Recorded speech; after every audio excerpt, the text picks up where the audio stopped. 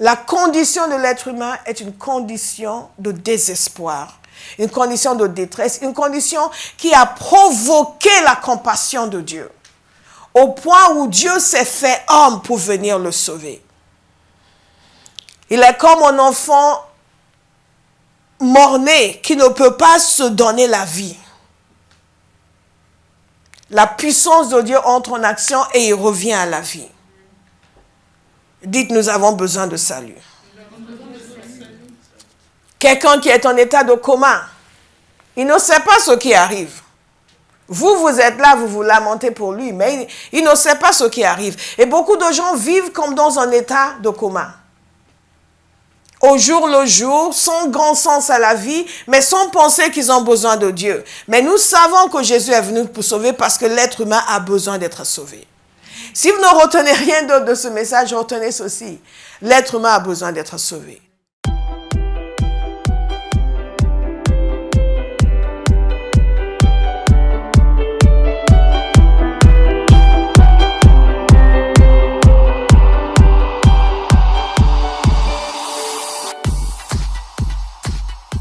Nous avons eu beaucoup de lectures ces derniers temps. Les enfants aussi nous ont fait une lecture. Et nous connaissons l'histoire de la naissance de Jésus. Mais l'histoire de la naissance de Jésus est plus qu'une histoire. Nous pouvons lire la même histoire tous les ans et recevoir des révélations encore plus poussées. Beaucoup de gens aujourd'hui ne connaissent pas l'identité de Jésus, mais l'identité de Jésus a été révélée dès sa naissance. Je vous invite à regarder dans Matthieu 1 que nous avons déjà lu, mais je veux quand même vous lire une petite portion de ce passage.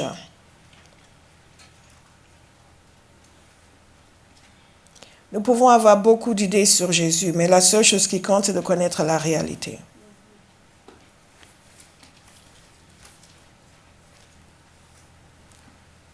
Nous connaissons l'histoire, nous savons que l'ange était allé annoncer la naissance de Jésus à Marie. Nous allons lire aussi ce passage.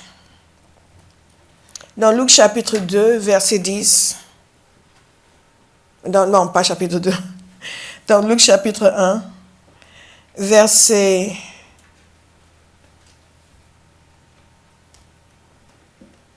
30. Lorsque l'ange, et vous regardez aussi dans Matthieu chapitre 1, lorsque l'ange a annoncé à Marie le fait qu'elle allait avoir un enfant,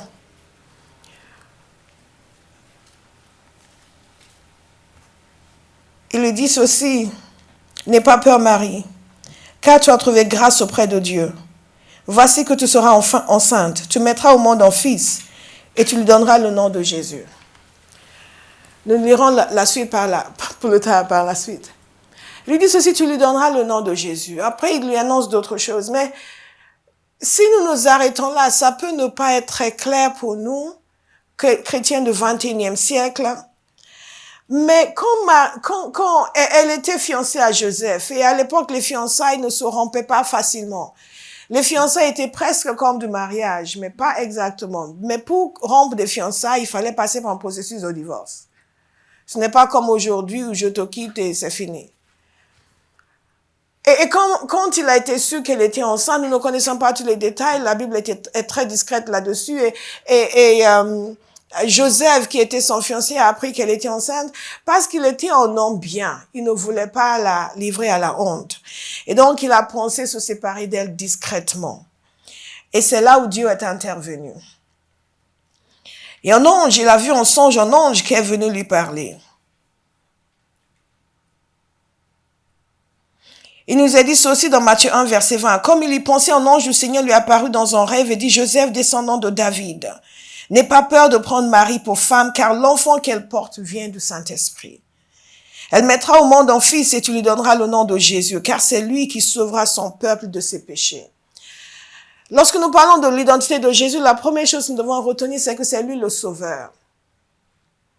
Et cette dimension de son identité est absolument capitale.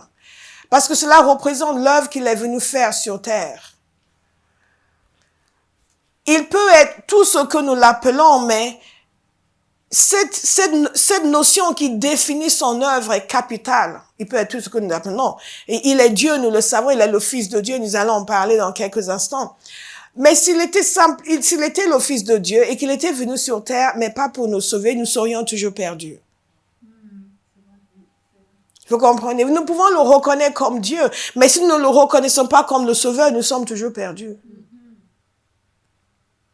C'est la raison pour laquelle cette dimension de son identité est fondamentale pour l'humanité. Pour chaque individu, le fait qu'il est le Sauveur. Donc, il a dit à Marie, tu l'appelleras Jésus. Et pour nous, ça n'a pas de sens, mais c'est dans le sens de ce nom. Le sens de ce nom en hébreu, c'est Yahweh le Sauveur, ou le salut de Yahweh. En d'autres termes, l'Éternel qui sauve, Dieu qui sauve. Et c'est la raison pour laquelle ils lui ont donné ce nom. Certains ont dit, oui, mais d'autres personnes peuvent porter ce nom. C'est Josué, en fait, c'est le même nom. Oui, mais d'autres personnes peuvent porter ce nom. Peu importe. Vous savez, parmi les Yoruba, c'est maintenant que vous avez des enfants qui portent des noms anglais. Sinon, ils donnaient toujours des noms Yoruba à leurs enfants parce que ces noms ont un sens. Vous comprenez? Chaque prénom a un sens. Et parfois, chaque prénom est une phrase. Ce n'est que la partie courte que vous connaissez, mais souvent c'est une phrase. Chaque prénom a un sens qui correspond à ce que les parents ont reçu concernant cet enfant. Et donc vous pouvez juste dire, ah, j'aime Ashley, j'ai appelé ma fille Ashley. Mais il y a une raison pour laquelle vous appelez un enfant un nom. Donc ce qu'il nous a dit ici, tu vas l'appeler l'Éternel le Sauveur. Parce qu'il va être le Sauveur. Ce n'est pas juste ton prénom parce que c'est sympathique. Waouh, c'est joli comme prénom. Vous savez, quand les parents veulent cherchent un nom pour leur enfant, ils vont demander, qu'est-ce que tu penses? Ça sonne bien? Et moi, je pense que c'est un nom très agréable. Non. Quel est le sens de ce nom? Qu'est-ce que tu vas appeler cet enfant? Et c'est pour cela qu'ils l'ont appelé Jésus. Parce que ce nom veut dire, nous disons Jésus en français, bien sûr, pas en hébreu, parce que cela veut dire l'Éternel le Sauveur. Et cela délimite très clairement sa zone d'activité, le salut de l'humanité. La première chose donc, que nous voyons dans l'identité de Jésus révélée à sa naissance, c'est qu'il est le Sauveur. Il est le Sauveur. Et il nous a dit également, lorsque l'ange est allé parler au berger dans Luc chapitre 2, nous allons y venir encore un peu plus tard, verset 10, il nous a dit ceci, mais l'ange leur dit, n'ayez pas peur, car je vous annonce une bonne nouvelle, qui sera une source de grande joie pour tout le peuple. Aujourd'hui, dans la ville de David, il vous est né un Sauveur. Dites, il nous est né un Sauveur. Il vous est né un Sauveur. 3 fois, cela est confirmé aux anges, à Marie et à Joseph. Il vous est né un Sauveur. Il vous est né un Sauveur. Donc, quand vous chantez les gens, Sauveur. Tu déplaces les montagnes. Hey, mon Dieu sauve. Oh, il sauve. N'oubliez pas cette dimension. C'est absolument capital. Pour ceux qui ne connaissent pas Jésus, sachez qu'il est le Sauveur. Si Dieu a pensé envoyer un Sauveur, c'est parce que l'être humain a besoin d'être sauvé. Vous êtes très intelligent. Parce que l'être humain a besoin d'être sauvé. En d'autres termes, l'état de chaque être humain est un état qui appelle le sauvetage. Ça, c'est la vision de Dieu de l'humanité. Les êtres humains peuvent ne pas avoir cette image d'eux-mêmes. Et c'est pour cela que parfois, quand vous annoncez l'évangile, le jeune dit, mais moi, sauvé de quoi? Moi, je vais très bien. C'est parce qu'ils ne voient pas qu'ils ont besoin de salut. Mais ils ont besoin de salut. Et s'il y a une chose que chaque enfant de Dieu doit comprendre, c'est que le monde dans lequel nous vivons a besoin de salut. Et Dieu n'a pas dit, ils sont tous malheureux, pauvres, ils n'ont pas de maison où vivre. Parce que souvent nous disons, j'en viens à Jésus, il va te donner une maison, il va te donner un mari, il va te donner un travail. Et ceux qui ont des maris n'ont pas besoin de salut. Et ceux qui ont des maisons n'ont pas besoin de salut. Jésus n'est pas venu pour régler nos problèmes matériels. Il est venu pour nous sauver. Il est venu pour nous délivrer de l'état de péché, de séparation d'avec Dieu dans lequel nous étions et dans lequel est l'humanité aujourd'hui. Il est venu pour apporter la réconciliation avec Dieu. Parce que le vrai besoin de l'homme, c'est le pardon des péchés et la réconciliation avec Dieu. Et chaque homme, chaque femme a besoin d'être sauvé. Nous avons besoin de salut. Donc Dieu, nous sommes donc dans un état qui nécessite le salut. Nous sommes comme un homme qui est au large et qui a fait naufrage, mais qui ne sait pas nager. Il a besoin d'être sauvé. Il a vraiment besoin d'être sauvé. C'est comme un homme, récemment dans la ville de Lagos, il y a un bâtiment qui s'est écroulé de plusieurs étages. Et ils ont passé des jours à sortir les gens des décombres. L'être humain est comme ça. Il est comme quelqu'un qui est au fond d'un trou et sur lui des décombres et il ne peut pas sortir lui-même. Il a besoin de sauvetage. Il a besoin de sauvetage. Il faut que nous ayons cette conviction à l'intérieur de nous. Que la condition de l'être humain, c'est une condition qui nécessite le salut. Et beaucoup de chrétiens n'annoncent pas l'évangile parce qu'ils ne sont pas convaincus que les gens ont besoin d'être sauvés. Et ils ne vont annoncer le salut que si quelqu'un a un problème naturel et matériel. Mais viens dans mon église, on va prier pour toi, ton mari va revenir. Et celle dont le mari ne l'a pas quitté n'a pas besoin de salut. La condition de l'être humain est une condition de désespoir, une condition de détresse, une condition qui a provoqué la compassion de Dieu, au point où Dieu s'est fait homme pour venir le sauver. Il est comme un enfant mort-né qui ne peut pas se donner la vie. La puissance de Dieu entre en action et il revient à la vie. Dites, nous avons besoin de salut. Quelqu'un qui est en état de coma, il ne sait pas ce qui arrive.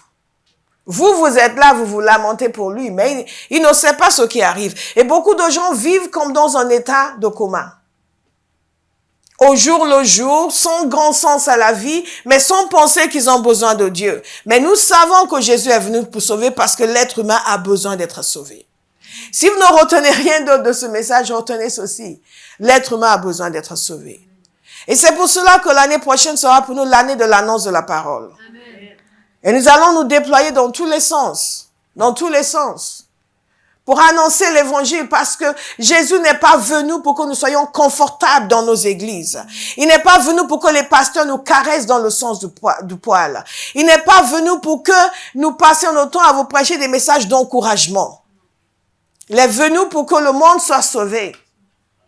Parce que son identité première, c'est qu'il est le sauveur. C'est à cause de notre, comme le disait, ça va me revenir, c'est un des pères de l'église, et c'est à cause de notre état lamentable qu'il est venu. Athanase. C'est à cause de notre état lamentable, notre état pitoyable qu'il est venu. Parce qu'il a écrit un livre sur l'incarnation et il a commencé dans la préface en parlant de la chute. Il disait, les gens vont demander pourquoi je parle de la chute dans un livre sur l'incarnation. Il dit, parce que c'est à cause de notre état pitoyable qu'il est venu. C'est parce que l'homme a péché, tous son péché ont été séparés de la gloire de Dieu. Nous devons le comprendre parce que souvent nous ne le comprenons pas. Nous avons transformé l'évangile en un autre système de motivation, de feel good. Donc, parce que nous avons une tendance plutôt religieuse, nous n'allons pas dans des choses New Age, nous venons à l'église. Et l'objectif, c'est que chaque dimanche, le prédicateur ait un message qui nous amène à nous sentir bien. Et qui nous motive pour la vie. Mais Jésus est venu nous délivrer de notre état lamentable et pitoyable. Et quand nous acceptons la délivrance qu'il donne, nous sommes motivés pour la vie. Alléluia. Romains 3, 23. Tous sans péché ont été privés de la gloire de Dieu. Le cœur de l'homme est méchant par-dessus tout. C'est pour ça que Jésus est venu. Il est venu pour nous sauver. Nous sauver de notre propre méchanceté. Nous sauver du piège du diable. Nous sauver de cette séparation d'avec Dieu. Alors que Dieu a créé l'homme pour être en relation avec lui. Dites, il est le sauveur. Il est le sauveur. Et Jésus est un sauveur parfait. La parole de Dieu nous dit qu'il peut sauver parfaitement tous ceux qui viennent à lui. Mais ce qu'il faut savoir aussi, c'est que la foi chrétienne, c'est Jésus. C'est Jésus qui pourvoit le sauvetage et la réconciliation. Ce n'est pas nos cultes, nos louanges. Tout cela, ce sont des choses que nous mettons en place pour nous aider dans notre relation avec Dieu. Et c'est ce que nous utilisons pour juger notre foi ou notre église. Alors que ça n'a rien à voir. Nous pouvons ne pas avoir une chorale et avoir une superbe église. Amen. Si nous avons des hommes et des femmes qui reconnaissent Jésus comme le Sauveur et qui vivent chaque jour avec sa grâce, qui sauve en continu. Nous sommes sauvés de nos péchés, réconciliés avec Dieu, mais chaque jour nous avons besoin de sa grâce. Et il y a quelque chose qui est paradoxal dans cette question de sauveur, c'est que nous avons besoin de lui. Et nous ne nous rendons même pas compte à quel point nous avons besoin de lui. Oh, nous avons souvent avec lui une relation basée sur les besoins, mais les besoins que nous lui amenons ne sont pas nos vrais besoins. Donc, oh Seigneur, il me faut ci, il me faut ci, il me faut ci, mais tout ce que nous demandons, ce sont les choses qu'il a dit qui nous seront ajoutées naturellement. Mais les vrais besoins que nous avons sont beaucoup plus profonds. Beaucoup plus profonds. Et ces besoins-là, nous ne les reconnaissons pas parce que pour beaucoup, nous n'avions pas saisi au moment de venir à Christ à quel point nous étions séparés de Dieu. Et à quel point ce salut est capital. Ce n'est pas juste, j'ai besoin de guérison, il m'a guéri, donc maintenant je vais à l'église. C'est qu'il y a un état lamentable et pitoyable dans lequel se trouve l'être humain de par sa séparation d'avec Dieu. Et Jésus est venu sauver. Quand je suis pleinement conscient de cela, même après avoir reçu son salut, je continue à rester très proche de lui parce que je suis consciente de la grande séparation qui existait auparavant et du fait que cette vie-là, cet état-là a encore des relais en moi.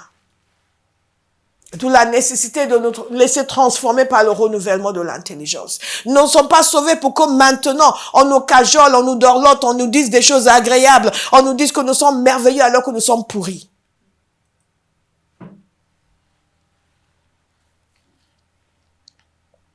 Jésus est le sauveur parfait.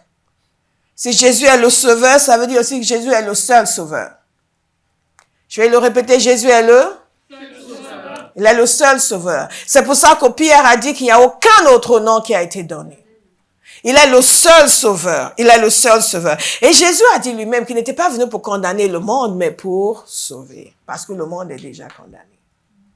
Si vous n'êtes pas convaincu de cela, vous n'allez pas vous déployer pour gagner des âmes. Même les membres de votre famille, vous allez manger avec eux tranquillement et les laisser aller en enfer. Et après, quand ils vont mourir, vous allez espérer que peut-être qu'ils ont fait la prière à la fin. Pourquoi laisser ça au hasard? Nous avons besoin de comprendre qu'il est le sauveur et le seul. Le seul. Avant lui, personne ne pouvait sauver. Après lui, personne ne peut sauver.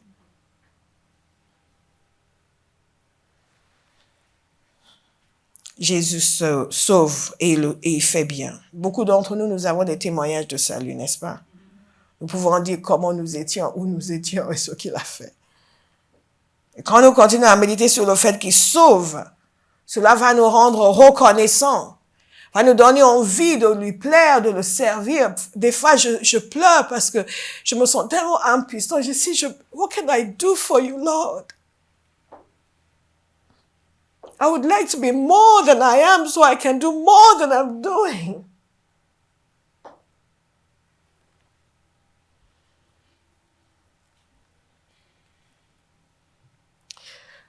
Quand nous voyons que Dieu nous a envoyé un sauveur, cela nous permet de comprendre cela. Vous savez, l'avenir de Jésus nous enseigne beaucoup de choses.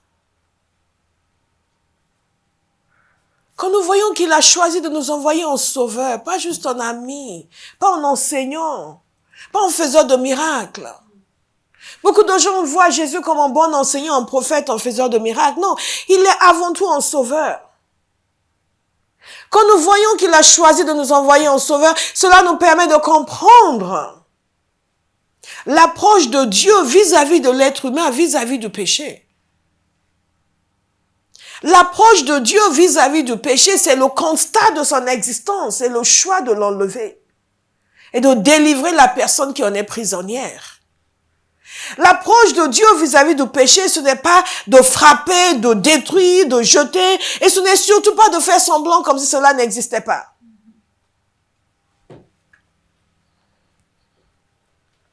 Nous vivons dans une génération qui veut façonner en Dieu à leur image.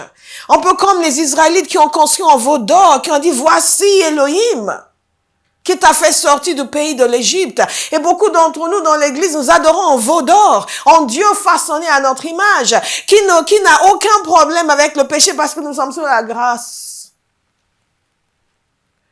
Mais le témoignage biblique nous montre que Dieu ne ferme jamais les yeux pour dire, je ne vois, c'est pas grave, faites comme vous voulez. Non, il envoie un sauveur. Dites, il envoie un sauveur. Il envoie, parce que pour beaucoup de gens, c'est où Dieu ne considère pas le péché, où il punit. Pour eux, il n'y a pas de voie médiane. Mais le salut dont nous avons bénéficié lui-même nous montre quelle est l'approche de Dieu. Dieu ne veut pas punir, détruire, non. Mais il ne peut pas non plus laisser les gens pécher allègrement. C'est contraire à la sainteté de sa personne. Qu'est-ce qu'il fait? Il se positionne lui-même comme le sauveur. Et même dans notre vie chrétienne, nous ne pouvons pas vivre dans cette dichotomie où c'est un Dieu méchant, vengeur, ou c'est un Dieu qui me laisse faire comme je veux. Non, ce n'est pas vrai. Il n'a jamais été ni l'un ni l'autre. Il est ce Père qui ne peut pas supporter le péché et qui fournit la solution pour nous en délivrer. Il a fourni Jésus pour nous en délivrer. Et même dans la vie chrétienne aujourd'hui, vous ne pouvez pas continuer à vivre dans l'iniquité alors que vous avez bénéficié de la grâce en disant que oui, mais Dieu est bon, Dieu est miséricordieux. Si Dieu pouvait juste faire comme si le péché n'existait pas, pourquoi Jésus serait venu mourir? Pourquoi il serait venu souffrir? Dites, la grâce nous apprend à marcher dans la sainteté. Il est le sauveur. Donc, quel que soit le lieu où nous sommes, même en tant que chrétiens, nous avons fait des choses. Nous venons à lui comme le sauveur. Nous venons reconnaissants et conscients de nos insuffisances. Pas faisant semblant que oui, mais Dieu. Et nous suivons le monde. Le monde veut nous prêcher un Dieu qui n'est pas le nôtre. Il veut changer l'image de notre Dieu et nous l'offrir pour que nous puissions dire, voilà, oui, c'est comme ça, c'est comme ça. Nous voulons un Dieu façonné à notre image, un Dieu pour lequel il n'y a aucune raison de sauver parce que de toute façon, le péché, ça ne le dérange pas. Il nous a donné son Fils. On nous parle de Jésus. Y compris des présidents américains, en président américain passé, dont je tairai le nom, c'est permis de parler de Jésus. Oui, mais Jésus est amour. Il va pas désapprouver le style de vie de Dieu. Excuse me, de quel Dieu tu parles? Celui qui a envoyé son Fils pour mourir, pour ne pas avoir à nous condamner en enfer, parce qu'il serait obligé de le faire s'il n'y avait pas le salut. Si le péché n'avait pas de valeur à ses yeux, si ce n'était pas grave ce que nous faisons. Jésus aurait été donc très maso en venant mourir pour nous. Sachant que nous avons un sauveur et qui sauve parfaitement. Quelle que soit la situation dans laquelle vous êtes aujourd'hui, si vous venez à Jésus, il va vous sauver. Amen. Quel que soit l'endroit où vous êtes mis, vous êtes rétrograde, revenez à Jésus, il va vous sauver. Parce que c'est ce pour lequel il est venu. Il est le sauveur, il est venu pour sauver. C'est-à-dire qu'il n'est pas venu pour condamner. Le monde est déjà condamné. Mais il est venu pour sauver.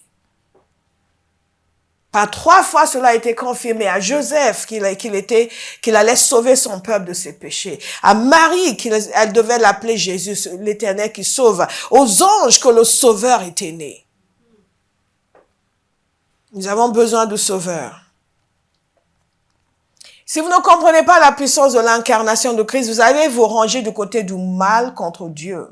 Vous allez vous ranger du côté du péché contre Dieu. Parce que vous allez trouver que Dieu est dur du fait qu'il décrète que certaines choses ne sont pas bonnes, nous ne devons pas vivre de cette manière. Mais c'est dur de dire ça. Non, non, non. Le Dieu qui s'est sacrifié lui-même pour nous a le droit de nous dire. C'est parce que c'est mauvais que Jésus est venu pour mourir. Il ne nous a pas dit, nous, tout seuls, de mettre de l'ordre dans nos affaires, débrouillez-vous pour ne plus pécher. Non, il est venu pour briser la puissance du péché. Si nous ne comprenons pas l'incarnation, nous allons laisser chacun nous persuader que ces péchés sont OK. Oui, mais tu comprends, c'est pas évident pour moi. Mais tu vas, moi, je suis aussi. Mais vous êtes Dieu, vous jugez les gens. Non, non, non, Jésus est venu pour... Vous n'êtes pas réveillés. Si nous comprenons le prix qu'il a payé, le sacrifice qu'il a fait, de quitter sa gloire céleste et venir sur cette terre pour nous sauver, nous comprendrons que nous n'avons plus le droit d'exiger qu'on nous laisse vivre de telle manière, parce qu'après tout, Dieu est amour. C'est parce qu'il est amour qu'il a envoyé son Fils pour ne pas nous punir. Et si nous rejetons le sacrifice de son Fils et nous choisissons de continuer dans les mêmes péchés pour lesquels Jésus est venu mourir, nous nous condamnons nous-mêmes. Si nous ne comprenons pas l'incarnation, nous allons trouver que nos actions ne sont pas graves. Finalement, ce n'est pas évident, on est humain. Jésus est venu pour mourir. Jésus est venu pour nous sauver. Il est venu nous sauver de la punition du péché. Il est venu nous sauver de la puissance du péché. Il est venu nous sauver de la présence du péché dans nos vies. Je viens inviter quelqu'un aujourd'hui à prendre une décision radicale, à cesser de justifier les travers qui sont dans sa vie, à recevoir Jésus comme le Sauveur et la puissance du Saint-Esprit dans sa vie, afin qu'il puisse être délivré de l'emprise du péché. Au lieu de continuer à le justifier et vouloir convaincre tout le monde que oui, mais où est le problème, Dieu est amour, et convaincre les pasteurs. Maintenant, les gens sont vexés. Oui, mais le pasteur s'est permis de me dire que je ne devrais pas vivre comme ça. C'est permis de te dire, how dare you? Nous devons donc aller en enfer avec toi?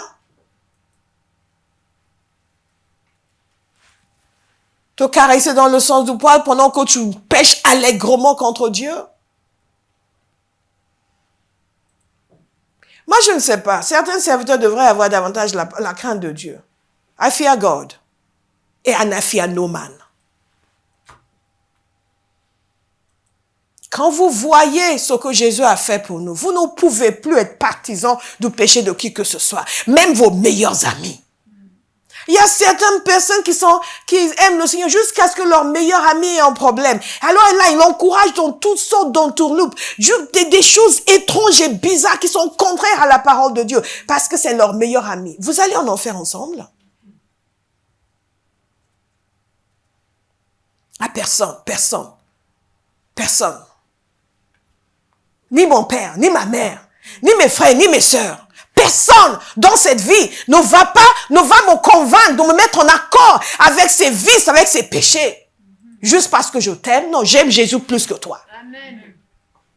Et je sais le prix qu'il a payé pour que nous soyons sauvés, que nous soyons délivrés de ses travers. Bien aimé, si je ne le fais pas pour ma famille, ma propre, je ne vais pas me mettre en accord avec un péché quelqu'un venant de sa part. Pourquoi je vais le faire pour vous? Alors que j'ai une responsabilité envers vous que je n'ai pas envers eux.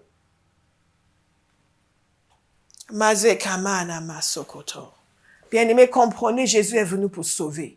Et il est capable de sauver. Il n'y a rien dans votre vie aujourd'hui qui soit une emprise satanique dont il ne peut pas vous sauver. Alors ne justifiez plus le péché. La grâce n'est pas une justification du péché. C'est une raison pour décider d'honorer le Seigneur. Il est le sauveur. Et il peut sauver. Nous sommes juste trop paresseux pour nous attarder dans sa présence et recevoir la puissance du Saint-Esprit qui nous libère. Nous voulons juste, on m'impose les mains et je suis délivré. Bon, pourquoi je sens encore ces choses? Pray! Pray the junk out of your life. Nous avons une génération qui veut faire des prières sur ces damnés. Un petit peu. Si ça ne marche pas comme ça, c'est comme ça au travail. Non, au travail, vous y êtes 8 heures. Vous labourez comme des malades. Vous bossez, vous travaillez. On vous exige ceci et vous le faites. Et pour votre relation avec Dieu, vous n'êtes pas prêt à vous donner jusqu'à ce que l'emprise du péché du diable soit brisée sur votre vie. Vous ne pouvez même pas venir à la réunion, vous ne pouvez pas être fidèle dans les choses de Dieu et vous dites que vous mais je ne sais pas, le Seigneur n'a pas encore agi. Il a déjà agi. Il a agi quand il est venu sur cette terre, quand il a quitté sa gloire céleste. Makema Zobode Shakata. Si, mais Jésus est venu, il est amour. C'est vrai. C'est vrai. Mais ce Dieu qui est amour un jour va tourner le dos à certains. Ne l'oublions pas, il est venu pour sauver. Donc il est capable de sauver. Dites, il est capable de sauver. Il est capable de sauver. Nous ne pouvons pas comprendre l'attitude de Dieu envers l'humanité si nous ne comprenons pas la puissance de l'incarnation. Le sacrifice que cela a représenté pour lui. L'amour qui a motivé cela. L'amour de Dieu a été exprimé dans la venue de son Fils sur terre. L'amour de Dieu n'est pas exprimé dans l'approbation de vos péchés. Ça, c'est la perversion. Vouloir pervertir la justice de Dieu. Nous sommes comme des enfants. Ils veulent faire des bêtises. Même maman. Mais si tu m'aimes, tu vas me laisser rester éveillée toute la nuit à regarder la télévision. Si tu m'aimes. Tu m'aimes vraiment, maman? Si tu m'aimes, maman, tu vas me laisser regarder la télé toute la nuit. Si tu m'aimes. Mais bon, si tu m'aimes pas, je vais aller me coucher. Mais si tu m'aimes vraiment, nous sommes comme ça avec Dieu.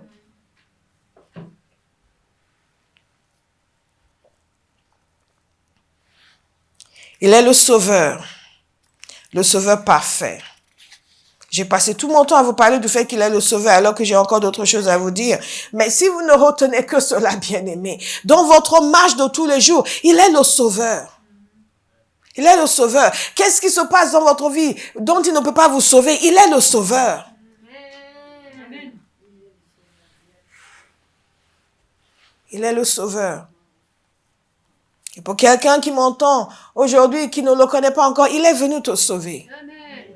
Alors, plus d'excuses. Oui, mais c'est pas moi, c'est que c'est pas évident. Jésus est venu pour te sauver de tout ce qui n'est pas évident. Amen. Il est le sauveur. Parce que l'être humain a besoin d'être sauvé. Qu'est-ce que l'ange a dit encore concernant son identité à Marie? Il a dit ceci. Je reprends à partir du verset 30. L'ange lui dit, n'aie pas peur, Marie, car tu as trouvé grâce auprès de Dieu. Voici que tu seras enceinte, tu mettras au monde un fils, et tu lui donneras le nom de Jésus. Nous avons vu que c'est l'Éternel, le Sauveur. Il sera grand, il sera grand. Il sera, il sera, il sera. Et je pense que Marie ne pouvait pas imaginer à quel point il sera grand. Elle ne pouvait pas imaginer. Et sera appelé fils du Très-Haut. Donc, notez une autre dimension de son identité, fils du Très-Haut. Et le Seigneur Dieu lui donnera le trône de David, son ancêtre. Il régnera sur la famille de Jacob éternellement. Son règne n'aura pas de fin. Marie dit à l'ange, comment cela se fera-t-il puisque je n'ai pas de relation avec un homme? L'ange lui répondit, le Saint-Esprit viendra sur toi et la puissance du Très-Haut te couvrira de son ombre. C'est pourquoi le Saint-Enfant qui naîtra sera appelé fils de Dieu. Donc nous voyons qu'il est le fils de Dieu. Et dans cette expression, il est le fils de Dieu, il est le fils de David. Dans cette expression, nous voyons ce qui vraiment caractérise Jésus sur la terre, son humanité et sa divinité. Il est humain et divin en même temps. Parce que conçu par le Saint-Esprit est Dieu, l'enfant qui va naître est Dieu, mais venant par Marie, descendant de la lignée de David, il est humain. Donc, il est venu sur terre comme un être humain, mais il reste Dieu. Extraordinaire. Extraordinaire. Dites extraordinaire. Extraordinaire. C'est pour cela qu'il est le fils de Dieu. C'est vous dites, mais Dieu n'a pas eu un fils, Dieu n'a pas eu de relation avec une femme. Va lire la Bible. Le Saint-Esprit te couvrira de son ombre. Et ce mot ombre, c'est le mot gloire également. C'est comme si la gloire de Dieu va descendre sur elle. Le Saint-Esprit va agir. C'est Dieu qui a créé le corps humain. Il sait comment déposer un enfant dans le ventre d'une femme. Oui, mais comment ça s'est passé? What is your problem? Kama sokoto shegada. Sa divinité et son humanité sont exprimées dans ces passages. Dans des termes naturels, les fils de David. Dans les termes spirituels, nés de l'esprit, les fils de Dieu. Et cela montre que ce plan de Dieu de prendre la chair humaine, c'est quelque chose d'extraordinaire. L'Épître aux Hébreux nous dit que parce que nous qui sommes ses enfants, nous participons de la chair et du sang, lui aussi a participé de la chair et du sang afin de pouvoir nous sauver parfaitement. Et donc cette entreprise au salut, c'est parce qu'il devait venir comme le sauveur qu'il fallait qu'il vienne comme un être humain. Parce que s'il n'avait pas été un être humain, il ne pouvait pas sauver les êtres humains puisque ce sont les êtres humains qui ont péché. Un ange ne pouvait pas venir nous sauver. Il fallait qu'il soit un être humain. Mais il fallait qu'il soit Dieu. Pourquoi est-ce qu'il fallait qu'il soit Dieu? Parce qu'il fallait qu'il soit parfait, sans péché. Son identité est fils de Dieu, Dieu lui-même. Et le fait de l'appeler fils de Dieu était une expression de sa divinité également, que les gens de son époque avaient reconnu. Rappelez-vous, quand Jésus parlait de Dieu, comme son Père, cela les énervait. Et dans Jean 5, verset 1, Jésus leur répondit, mon Père agit jusqu'à présent, moi aussi j'agis. À cause de cela, les Juifs cherchaient encore plus à le faire mourir. Non seulement parce qu'il violait le sabbat, mais parce qu'il appelait Dieu son propre Père, se faisant lui-même égal à Dieu. Aujourd'hui, nous sommes tous enfants de Dieu, donc nous ne voyons même pas la signification de cela. Il sera appelé fils du Très-Haut. Elle devait faire et nous savons que Marie avait compris certaines choses, mais pas tout. Pas tout, parce qu'elle s'émerveillait. On va parler tout à l'heure de Siméon et d'Anne. Et dans le temple, elle s'émerveillait des choses qu'il disait à son sujet. Ce qui veut dire que Dieu peut vous utiliser, même si vous ne comprenez pas tout.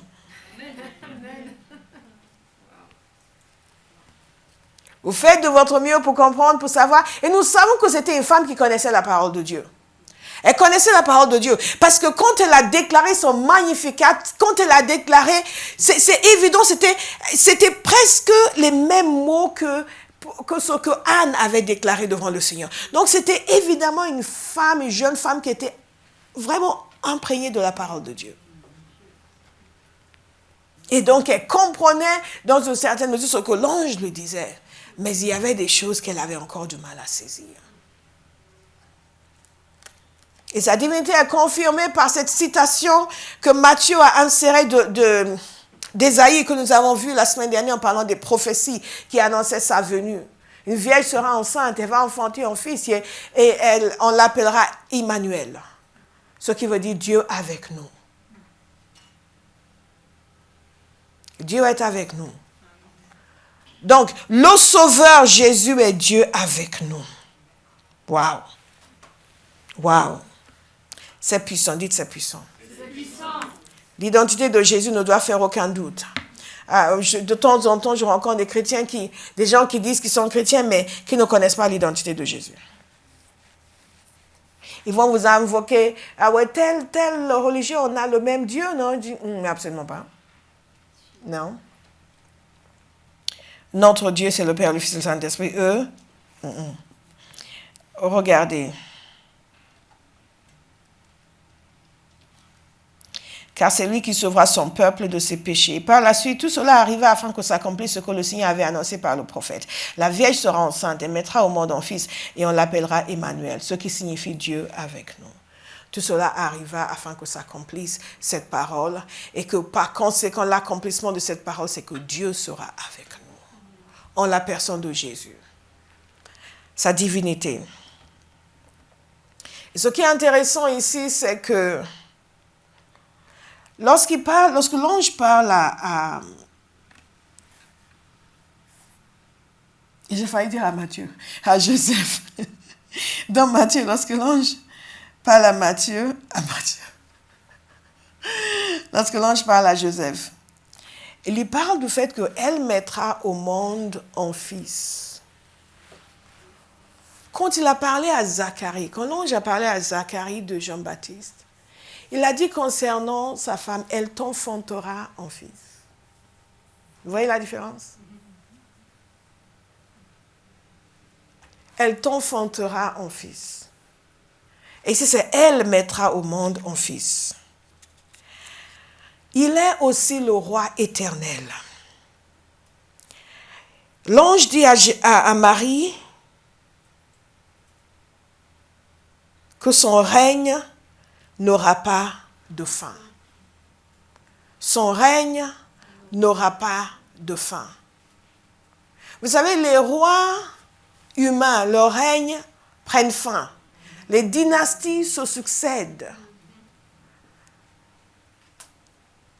La France s'est libérée de ses rois. Leur royauté a pris fin. Depuis que je suis petite, puisque je suis anglophone, nous suivons les péripéties de la famille royale britannique, the House of Windsor. Et à chaque fois, tous les 5 ans, il y a un mouvement pour dire « Mettons fin à la royauté, devenons une république ». Et parfois, c'est les dépendances canadiennes, enfin, pas des dépendances, mais certains pays qui ont encore... En fait, je pense que la reine est toujours la chef du Commonwealth. Oui, elle est toujours la chef du Commonwealth.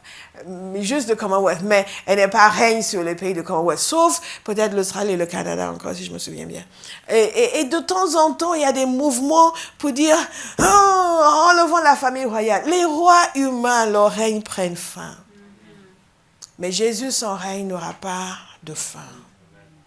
Nous devons méditer longuement là-dessus. S'il est le sauveur et le seul, parce que Pierre nous a donné cette confirmation, aucun autre nom qui a été donné par lequel nous pouvons être sauvés.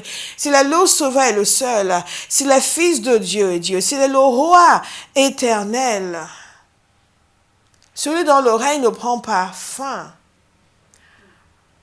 il n'appelle pas de concurrence. Ça n'ouvre pas la voie à d'autres moyens de salut. C'est le roi dont le règne ne prend pas fin, et il l'est. Il demande donc et il appelle et il invite, et la réaction naturelle, c'est l'obéissance et la soumission la plus totale. Parce que vous n'allez pas pouvoir décider de ne pas le réélire. Jésus, là, on est fatigué, bon, on prend quelqu'un d'autre. Ce n'est pas possible. Parce que nous, puisque nous vivons en démocratie, bon, certains pays, la démocratie, c'est la réélection du parti unique, mais au moins, il y a un effort qui est fait pour de faire semblant. Thank you, Jesus. Mais nous avons cette mentalité de pouvoir nous débarrasser de nos leaders quand nous n'en voulons plus. N'est-ce pas? Et donc, cela nous empêche parfois de comprendre un règne éternel. Et l'importance que nous devons accorder à quelqu'un qui a un règne éternel. La place qu'une telle personne devrait prendre dans nos vies. L'honneur qui doit être accordé à une telle personne. Le respect qui doit être accordé à une telle personne. La proximité que nous devons chercher avec une telle personne. Si Jésus est le roi éternel, ça veut dire qu'aucun autre individu ne peut venir le contredire et affirmer qu'il vient de Dieu. C'est une question de logique. S'il est le roi éternel, cela veut dire que tous ceux qui s'appellent par son nom doivent avoir comme motivation d'existence l'entendre et faire ce qu'il dit. Do you understand what I'm saying? Le roi éternel n'est pas là pour accomplir les désirs de ses sujets. Il crée, bien sûr, parce qu'il est bienveillant, il crée un environnement agréable dans son royaume. Et l'environnement du royaume de Dieu est ô combien agréable. Oh! Mais ce n'est pas lui qui doit chercher à plaire à ses sujets. Ce sont ses sujets qui doivent chercher à lui plaire. On ne peut même pas dire, bon, on va rester dans notre coin du royaume en attendant que le vieux meure. Son fils, il est jeune, il est moderne. Il va ouvrir les boîtes de nuit. Il va réduire les oreilles d'occulte. Comme ça, bon, on ne passe pas trop de temps quand même. Il est jeune, il est branché, il va autoriser toutes ces choses qui pour l'instant sont interdites. Non, il est le roi éternel. N'a ni commencement ni fin. Oh, isn't Jesus wonderful? Et c'est là où nous méditons sur la grâce que nous avons d'avoir un Dieu bienveillant. Vous savez, certaines nations ont des divinités très étranges, très méchantes, très, très, très curieuses, sanguinaires, désagréables. Mais nous avons un Dieu. What a mighty God we serve. What a mighty God. Le roi éternel. Il est roi éternel. David a eu la prophétie selon laquelle un de ses descendants allait rester sur son trône et dans 2 Samuel et son règne sera éternel. Mais nous savons aussi que le règne de Dieu, la royauté de Jésus est spirituelle et non naturelle. Donc il n'y a aucune autre révélation, divinité ou prophète qui puisse venir le déloger. Il est éternel. Dites éternel. Éternel. Éternel. Nous avons donc vu qu'il est le Sauveur, il est le Fils du Très-Haut, le Fils de Dieu, il est le Dieu lui-même. Il est révélé comme le Roi éternel. Il est aussi révélé comme le Messie, le Christ, le Seigneur. Tout cela a sa naissance. Et dans ce passage suivant, nous voyons la révélation qui est donnée aux bergers. Et ensuite, nous allons voir la révélation aux prophètes. Et nous voyons dans tout cela le fait que Dieu ne fait exception aux personnes. Mais où que vous soyez, quel que soit votre niveau de vie, de connaissance, de sagesse, il va se révéler à vous si vous le désirez. Parfois, il se révèle davantage aux gens qui ont moins de savoir qu'à d'autres parce que les autres se fient trop sur ce que eux savent. Ils ne sont pas dépendants de Dieu pour leur révéler. Quel que soit ce que j'ai étudié, ce que je sais, je suis toujours conscient du fait que j'ai besoin de toi, Seigneur. Help me, Lord. Help me, Lord. Parce que nous ne sommes pas juste en train de faire des discours. Nous sommes en train de parler de l'Éternel. De quel droit nous ouvrons nos bouches pour annoncer Christ si Christ ne nous a pas parlé de lui-même? Ce n'est pas juste A plus B, C et D. Non, c'est plus que ça. Ce sont des paroles de vie qui sont censées transformer des cœurs et modifier les existences. Qui ose dire ces choses si Dieu ne lui a pas parlé? Les bergers donc ont reçu une révélation. Dites révélation. Révélation. Dans Luc chapitre 2, verset 8, il y avait dans la même région des bergers qui passaient la nuit dans les champs pour y garder leurs troupeaux. Un ange du Seigneur leur apparut et la gloire du Seigneur resplendit autour d'eux. Ils furent saisis d'une grande frayeur. Mais l'ange leur dit, n'ayez pas peur, n'ayez pas peur. Comme il avait dit à Marie, n'ayez pas peur Marie, n'ayez pas peur. Car je vous annonce une bonne nouvelle qui sera une source de grande joie pour tout le peuple. Aujourd'hui, dans la ville de David, il vous est né un sauveur, qui est le Messie, le Seigneur. Qui est le Messie, le Seigneur. Et ensuite, l'armée, c'est les anges, une foule d'anges de l'armée céleste sont venus et commencé à chanter les louanges de Dieu. Mais voilà cette identification qui est donnée. Il est né en sauveur, qui est le Messie, le Seigneur. Il est aussi révélé comme le Messie, le Christ. Dans le grec, le Christ.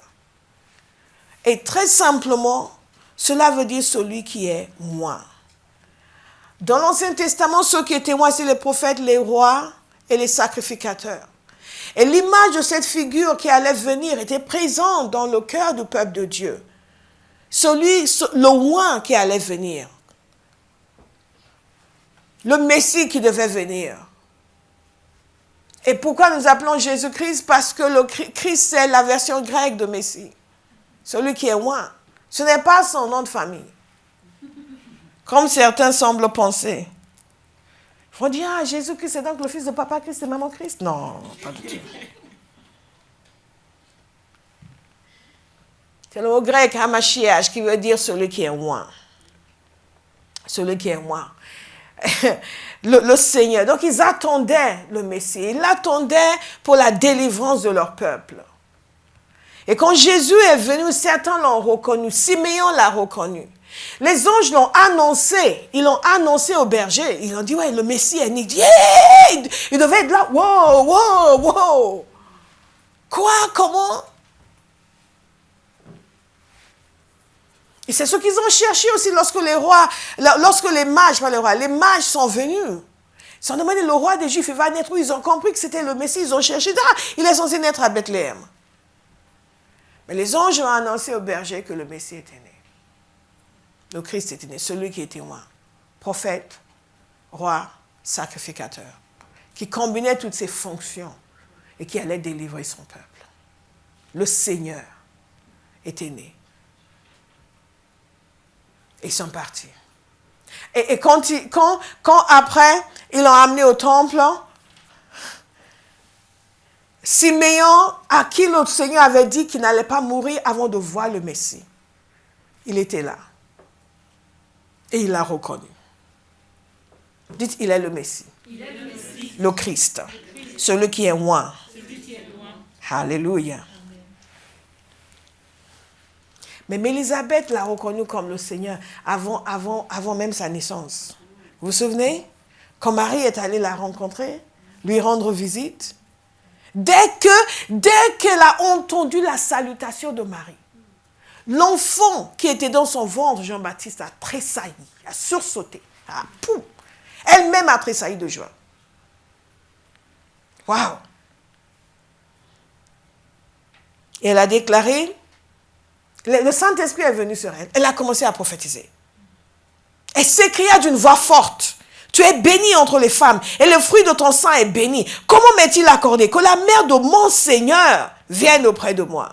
Car aussitôt que la voix de ta salutation a frappé mon oreille, l'enfant, c'est l'enfant, a tressailli d'allégresse dans mon sein. Vous vous rendez compte?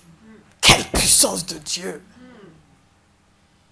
L'enfant a tressailli à l'intérieur d'elle en entendant la voix de celle qui portait le Messie. Elle a reconnu que c'était la mère de son Seigneur. Et Siméon et Anne, Siméon à qui il avait été révélé qu'il n'allait pas mourir avant de voir le Messie. Qu'est-ce qu'ils ont dit le concernant? Siméon a dit ceci.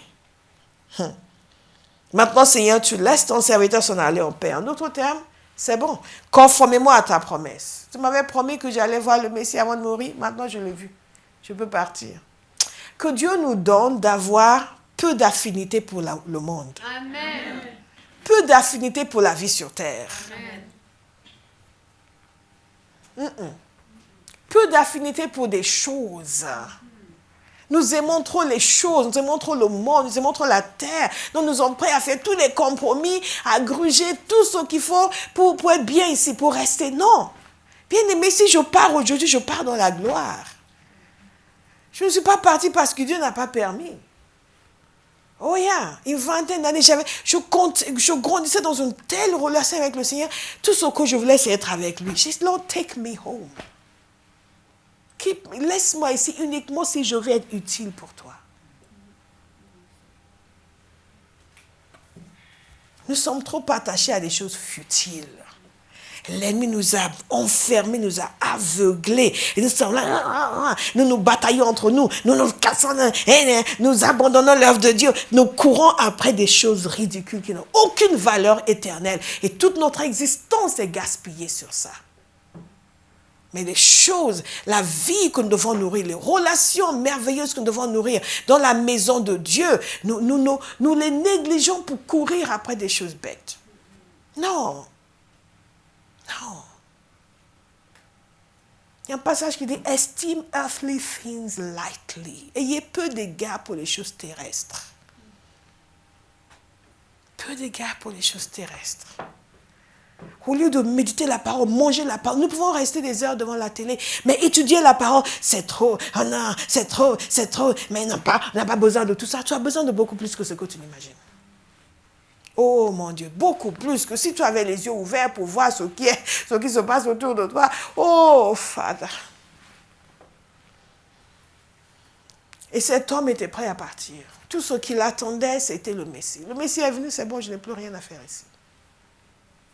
Mais nous, c'est quoi? Oh non, oh non, oh non. Parce que le ciel, ça ne nous intéresse pas trop. Hein. Ici, on est bien. Il était prêt à partir. Il dit, maintenant, quand mes yeux ont vu ton salut, salut que tu as préparé devant tous les peuples, lumière pour éclairer les nations et gloire d'Israël, ton peuple. Il dit, mes yeux ont vu ton salut. Nous avons dit qu'il est le. Donc, encore une fois, nous voyons quelqu'un qui confirme. Regardons ce bébé. Le salut est arrivé. Le salut est arrivé. Qu'est-ce que vous voyez aujourd'hui quand vous contemplez Jésus? Qu'est-ce que vous voyez? Qu'est-ce que vous voyez? Qu'est-ce que tu vois quand tu contemples Jésus? Qu'est-ce que tu vois? Qu'est-ce que vous voyez réellement? Chaque jour quand vous le contemplez, qu'est-ce que vous voyez? Qu'est-ce que vous voyez? Chaque jour dans votre marche chrétienne, qu'est-ce que vous voyez? Certains voient, certains ne voient que des contraintes. Oui, mais ce n'est pas évident. Mais certains voient sa gloire.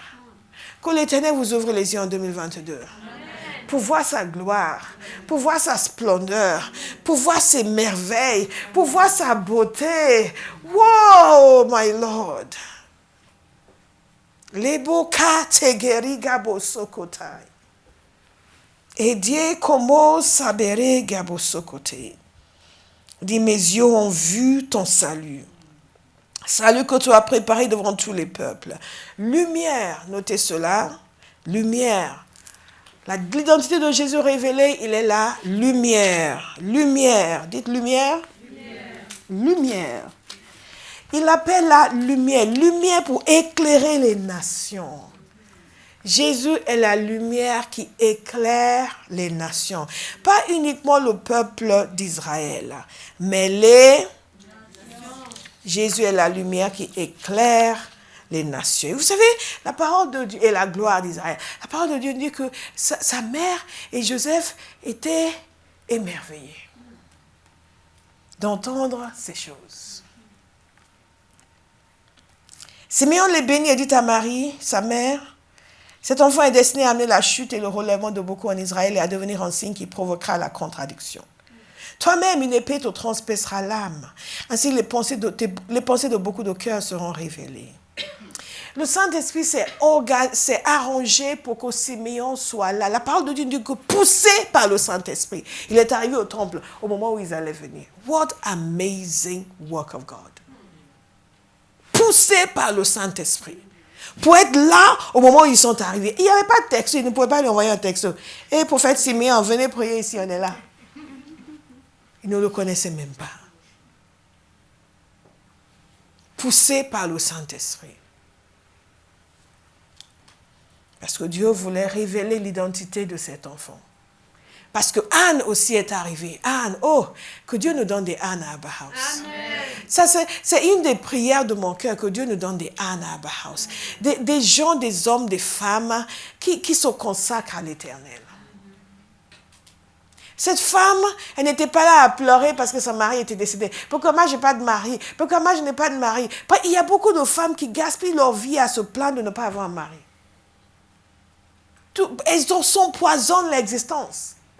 Tous les ans, mais je n'ai pas de mari, je n'ai pas de mari, je n'ai pas de mari. Et pendant tout ce temps-là, elle pourrait être en train de servir le Seigneur. Elle pourrait être en train de prier, de jeûner, d'amener des choses extraordinaires, de toucher des vies, de bénir, de libérer, de restaurer. Mais non, elle pouvait rester dans l'amertume. Pourquoi moi?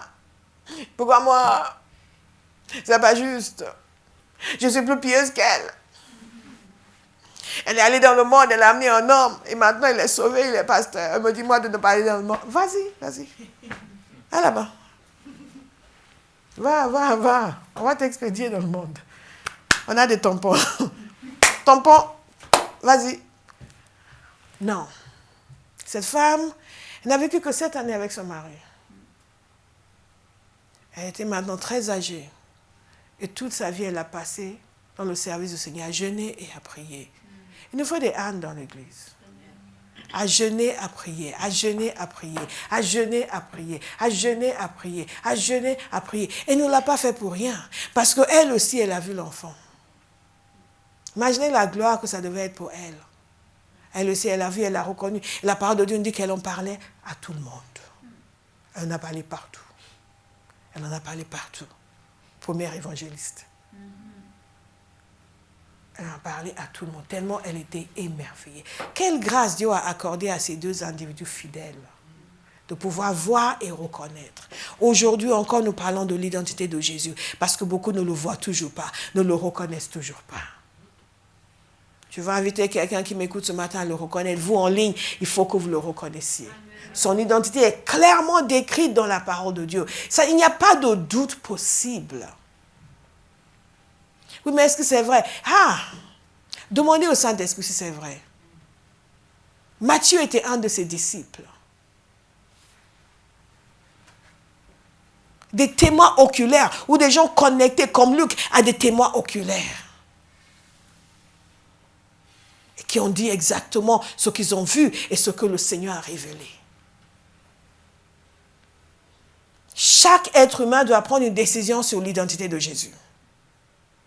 Chaque être humain. C'est pour cela que nous annonçons l'évangile, afin de leur donner la possibilité d'entendre et de se décider et d'être sauvé. Parce qu'il est venu pour sauver et lui seul sauve. Chaque être humain. Il est la lumière qui éclaire le monde entier.